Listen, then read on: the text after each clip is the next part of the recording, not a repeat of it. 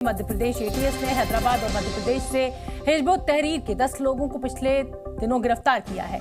पूछताछ में खुलासा हुआ था कि हिजब उत तहरीर मध्य प्रदेश में धर्मांतरण की साजिश में शामिल है। अब इसमें एक और खुलासा हुआ है। धर्मांतरण की साजिश के पीछे मुस्लिम धर्मगुरु जाकिर नाइक का नाम भी सामने आया है। एटीएस ने गिरफ्तार आरोपियों से पूछताछ में खुलासा किया है कि जाकिर नाइक के गुर्गे धर्म परिवर्तन करवा रहे हैं। देश के कई हिस्सों में जाकिर के समर्थक धर्मांतरण की साजिश में शामिल हैं।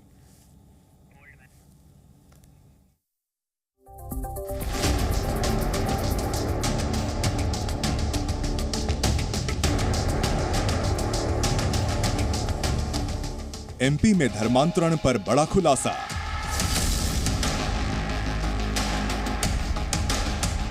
एचयूटी के आतंकियों का जाकिर नाइक कनेक्शन।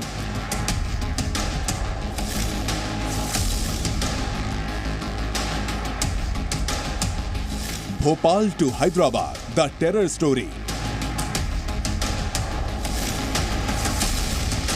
अब एटीएस करेगी आतंक के पाठ का खुलासा।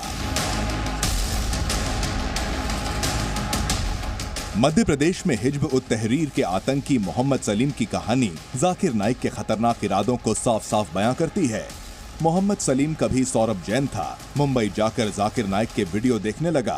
उससे मिलने मुंबई गया। मुंबई में ही धर्म बदलकर सौरभ से सलीम बन गया। फिर शादी की और पत्नी भी इस्लाम कबूल कर हिंदू से मुस्लिम बन गई। मध्य प्रदेश के एंटी टेररिस्ट स्क्वाड ने हिजब उत तहरीर से जुड़े 16 सदस्यों को गिरफ्तार किया है। इनमें से 8 ने धर्म बदलकर इस्लाम कबूल कर लिया था। भोपाल से पकड़े 10 में से 5 सदस्य इस्लाम धर्म को कबूल कर चुके थे। भोपाल से पकड़े गए जिम ट्रेनर यासीन खान और हैदराबाद से पकड़ा गया सलीम इस संगठन का सरगना बताए जा रहे हैं। देखिए, जाकिर नाइक को जो शांति दूत कहते थे, अब उनको समझ लेना चाहिए और किस तरह से वो देश को गुमराह कर रहे थे। यही कारण है कि जेएमबी के लोग पकड़े गए, एचयूटी के लोग पकड़े गए। दिग्विजय सिंह जी ने एक शब्द नहीं बोला उस पर, लेकिन हिंदू पे, हिंदुत्व पे, सनातन पे, इस पे बोलने को तैयार बैठे रहते हैं वो। हिजब उत तहरीर के सदस्यों की गिरफ्तारी से आतंक की साजिश का बड़ा खुलासा हुआ है। एमपी में गुपचुप तरीके से ये संगठन काम कर रहा था। गिरफ्तार आरोपी जिम ट्रेनर, कंप्यूटर टेक्नीशियन, दर्जी, ऑटो ड्राइवर के रूप में आम लोगों के बीच काम कर रहे थे। एक आरोपी एडुफोरम ट्यूटोरियल्स के नाम से कोचिंग सेंटर चला रहा था। दरअसल भोपाल से जब इस संगठन के सदस्य गिरफ्तार किए गए तब आतंक की साजिश का खुलासा हुआ। भोपाल से 10, छिंदवाड़ा से 1 और हैदराबाद से 5 सदस्यों को पकड़ा गया है। गिरफ्तार किए गए सदस्यों से देश विरोधी दस्तावेज, तकनीकी उपकरण, कट्टरवादी साहित्य और कई आपत्तिजनक सामग्री भी जब्त की गई है। और इसी खबर पर ज्यादा जानकारी लिए हुए प्रमोद शर्मा, जी न्यूज संवाददाता, हमारे साथ लाइव जुड़ रहे हैं। प्रमोद, मेरा पहला सवाल आपसे यही है कि जाकिर नाइक का अब नाम क्योंकि सामने आ गया है और जो इतिहास रहा है जाकिर नाइक के कारनामे किसी से छुपे हुए नहीं है। जांच कहां तक पहुंची और क्या कुछ निकलकर सामने आ रहा है?